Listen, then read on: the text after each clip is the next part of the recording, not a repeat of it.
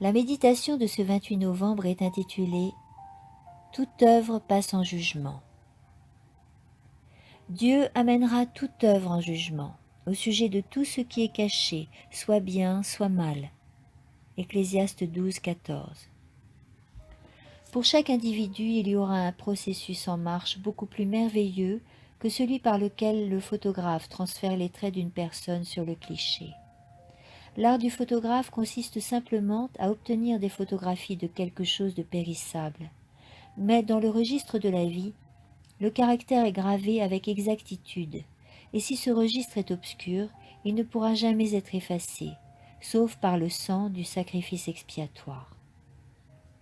Les anges de Dieu sont occupés à reproduire les caractères avec la même fidélité que l'artiste reproduit les traits du visage humain, et nous serons jugés d'après ce que ces reproductions révéleront. Quand le jugement commence et que les livres sont ouverts, il y aura bien des mises à jour surprenantes. Alors, les hommes n'apparaîtront pas tels qu'ils sont vus par les yeux humains et les jugements faillibles. Les péchés secrets seront exposés à la vue de tous. Les motivations et les intentions qui se cachèrent dans les recoins secrets du cœur seront exposées. Tout apparaîtra comme un portrait grandeur nature. En cette heure solennelle et terrible, l'infidélité de l'époux sera exposée devant l'épouse, et la déloyauté de l'épouse devant l'époux.